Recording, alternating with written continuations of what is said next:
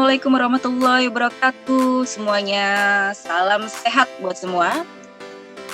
Sebelum memulai materi pembelajaran, mari kita mengucapkan basmalah. Bismillahirrahmanirrahim.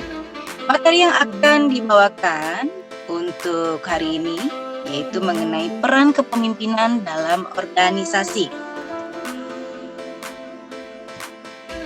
Menurut Robin Engage di 2015, budaya organisasi mengacu pada sistem yang dilakukan oleh anggota suatu organisasi tersebut, di mana hal tersebut yang membedakan organisasi satu dengan lainnya. Budaya organisasi membentuk organisasi dengan memiliki karakteristik khusus, ya, sehingga membedakan organisasi tersebut. Nah, kalau kita lihat, memang budaya organisasi itu dipandang sebagai sesuatu yang harus tumbuh, ya kan? Karena membentuk ya perilaku karyawan atau perilaku organisasi secara garis besarnya, di mana para karyawan itu merupakan suatu individu. Nah, dari individu-individu tersebut, mereka akan satu sama lain akan membentuk yang namanya citra. Nah, di mana citra itu akan menjadi suatu identiti di dalam organisasi, sehingga terbentuklah yang namanya citra organisasi. Nah, citra organisasi ini akan dipandang atau akan dilihat oleh masyarakat, sehingga diwajibkan dan diharuskan yang namanya suatu citra di dalam organisasi itu harus dikenal dengan baik. Fungsi dari pemimpin. Nah, ini sangat kompleks sekali. Banyak sekali fungsi dari seorang pemimpin. Tapi lebih kepada mampu untuk mengatur kegiatan masing-masing anggota secara lebih terarah. Sehingga peran pemimpin itu sangat diperlukan, ya. Bisa kita katakan juga ini merupakan suatu tugas bagi seorang pemimpin untuk dapat memberikan kebijakan-kebijakan yang bermanfaat untuk perusahaan.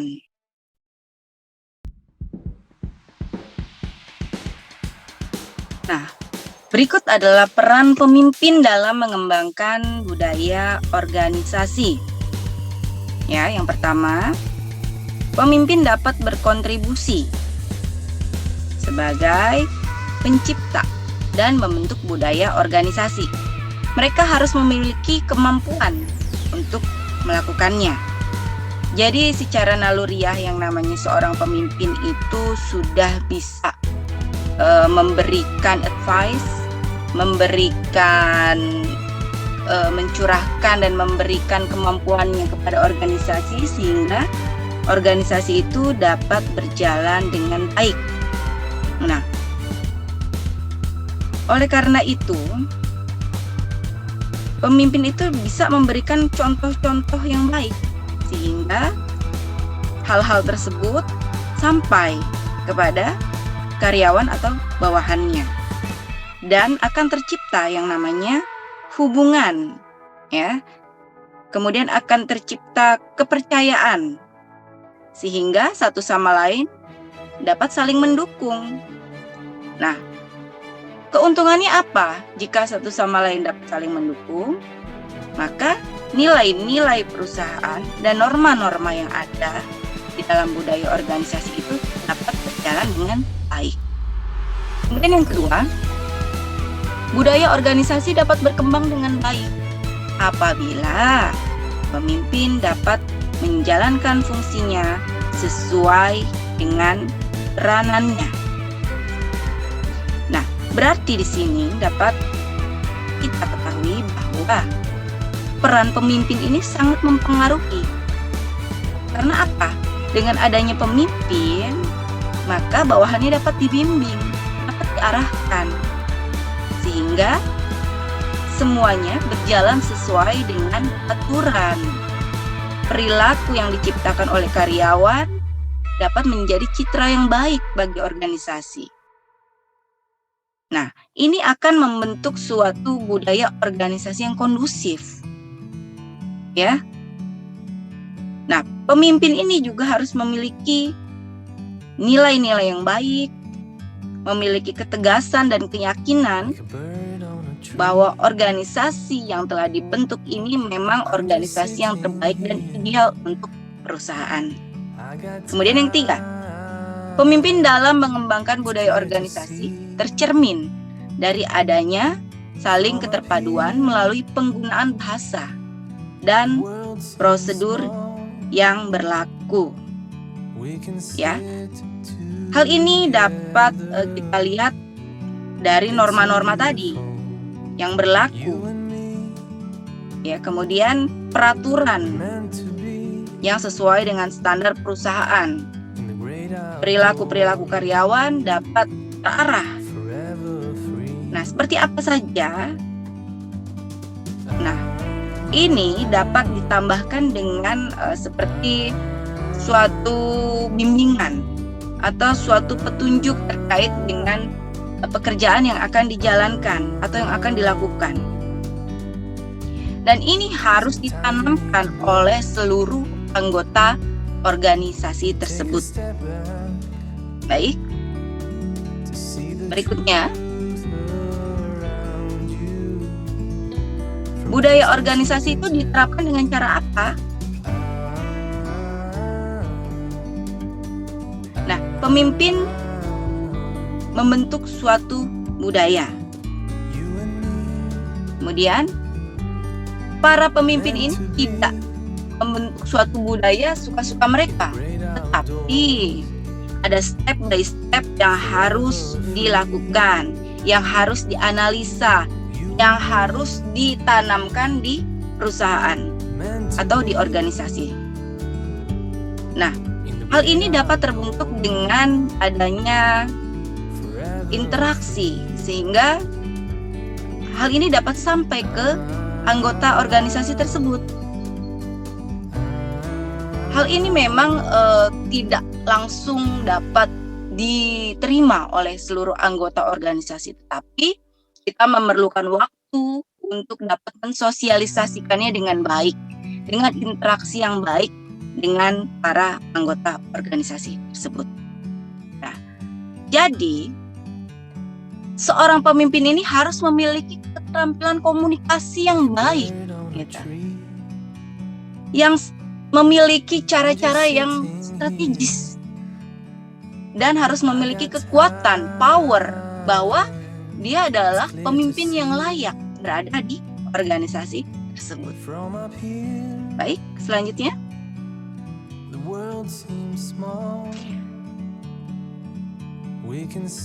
Budaya, kepemimpinan, dan strategi merupakan 3 serangkai yang diperlukan untuk hubungan kerja yang efektif dan mengarahkan organisasi menuju kesuksesan. Kepemimpinan dan budaya dapat memberikan keunggulan yang kompetitif bagi organisasi jika dapat dikoordinasikan dengan baik. Sebaliknya, kepemimpinan yang buruk dapat melemahkan nilai-nilai, perilaku, dan sikap yang salah, sehingga mengakibatkan masalah dalam terbentuknya budaya, serta menciptakan perselisihan antara citra dan operasional organisasi. Jadi tidak hanya dibutuhkan yang namanya pemimpin yang baik, pemimpin yang pandai, pemimpin yang cerdas, pemimpin yang mampu memberikan solusi bagi setiap masalah organisasi. Tetapi seorang pemimpin yang baik itu harus mampu menggabungkan dan harus mampu memiliki komunikasi yang baik, harus memiliki strategi-strategi yang baik terkait banyak hal, baik itu untuk budaya organisasi, untuk permasalahan yang ada di perusahaan, maupun untuk masalah-masalah internal, eksternal. Nah, ini membutuhkan strategi khusus Nah, hal yang dipandang mudah adalah memanage karyawan, atau orang luar banyak berpikir bahwa karyawan itu gampang-gampang aja diatur. Tapi ini merupakan hal internal yang cukup sulit dan membutuhkan strategi khusus untuk bisa mencapai apa yang diharapkan perusahaan. Sehingga komunikasi antara atasan dengan bawahan memang harus baik. Nah, berikut ini adalah 3 hal utama yang mencerminkan perpaduan antara pemimpin dan budaya. Nah, yang pertama, seorang pemimpin perlu menyelaraskan diri dengan budaya dan model perilaku yang diinginkan. Nah, dalam hal ini memang banyak koreksi ya terkait dengan suatu budaya organisasi, karena nilai-nilai yang terkandung di dalamnya memang perlu diselaraskan, dan itu kadang untuk jangka panjang kurang cocok. Nah, maka ini yang perlu diselaraskan. Nah, bisa juga untuk mensosialisasikan yang namanya budaya organisasi dengan karyawan atau kepada seluruh anggota organisasi tidak sampai dengan baik dikarenakan pendekatan yang dilakukan oleh pemimpin tersebut belum tepat. Nah, di sini harus tahu pemimpin bagaimana cara untuk melakukan pendekatan atau berinteraksi dengan para karyawan. Kemudian kita bisa lihat lagi dari nilai-nilai yang tercermin dari pemimpin tersebut, kemudian tindakan-tindakannya seperti apa, dan pengembangannya itu khususnya untuk tim kerjanya itu mampu nggak memperkuat budaya organisasi. Nah, itu yang perlu kita telaah dan koreksi.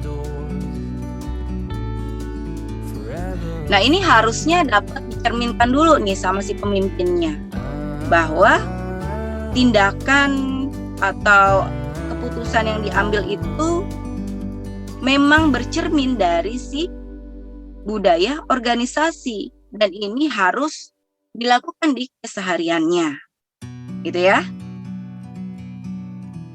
Inilah yang dapat membentuk para karyawan ini dapat beroperasi atau dapat menjalankan prosedural perusahaan dengan lebih baik lagi.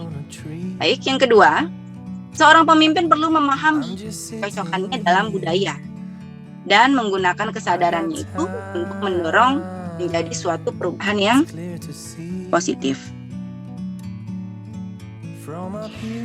Nah, seorang pemimpin di sini memang perlu menyesuaikan jenis permasalahannya itu seperti apa. Ini arahnya kemana? Sehingga setiap keputusan yang diambil itu tepat, yaitu tujuannya adalah untuk menyelesaikan masalah tersebut. Ya, baik itu pendekatan secara menggunakan proses-proses yang istilahnya kekeluargaan atau memanfaatkan suatu nilai-nilai tertentu, ya, yang bertujuan untuk mencapai hasil yang baik. Nah, di sini para pemimpin ini memang harus mampu, dan apa yang dilakukannya itu harus efektif untuk mendorong terjadinya perubahan menjadi yang lebih baik dalam hal kaitannya dengan budaya organisasi. Dengan menginformasikan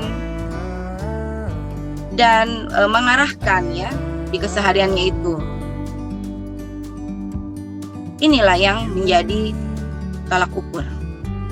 Baik, yang ketiga, seorang pemimpin perlu terhubung dengan hati dan pikiran karyawan serta selaras dengan tujuan bersama. Nah, untuk membentuk dan mempertahankan ini, para pemimpin itu perlu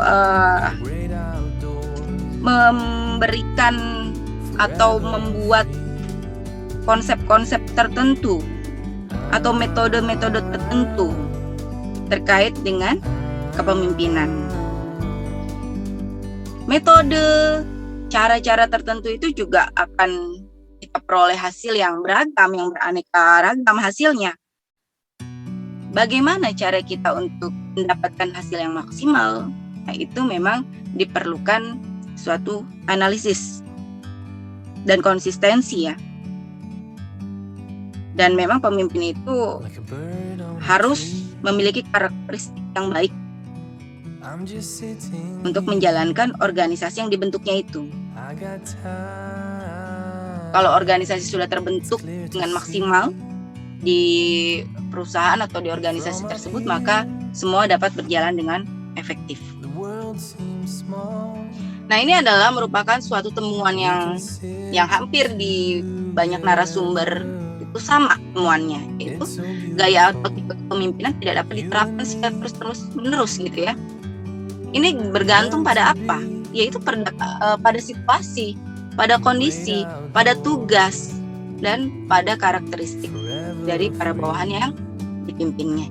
Jadi tidak selalu dalam posisi yang sama, tidak selalu dalam suatu keputusan yang sama, tetapi kembali lagi ke konteks permasalahannya seperti apa. Gitu. Nah, ini adalah fase atau tahap organisasi dalam siklusnya. Peran seorang pemimpin pada saat organisasi baru dibentuk. Yang pertama, fase pendirian. Pemimpin sebagai penggerak organisasi. Nah, pada awal sebuah organisasi berdiri, fungsi dari seorang pemimpin itu untuk memberikan suatu masukan yang positif, suatu energi yang baru gitu bagi sebuah organisasi untuk dapat masuk, untuk dapat diterima secara menyeluruh. Nah, visi, misi, arah, tujuan kemana organisasi tersebut akan berjalan, ini sangat diperlukan. Harus ada sosialisasi. Nah, strategi dalam memberikan pengarahan, strategi dalam menghadapi persoalan. Nah, ini bertujuannya untuk apa? Untuk membangun sebuah organisasi yang tangguh. Ya. Jadi seorang pemimpin ini harus memiliki semacam karakteristik tersendiri, harus memiliki suatu energi yang positif sehingga dapat memberikan keyakinan, membangkitkan motivasi kepada seluruh anggota organisasi. Ini adalah nafasnya organisasi, gitu ya.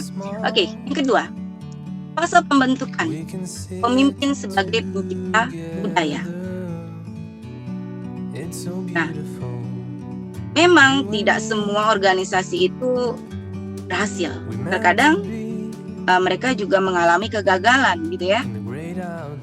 Nah, hal ini menjadi suatu pembelajaran di mana suatu budaya, inovasi itu sangat diperlukan ya, untuk pembentukan, untuk lebih memelihara sehingga dapat terlaksana dengan baik dan kegagalan tersebut dapat sedikit dirasa dikurangin lah gitu ya, berkurang.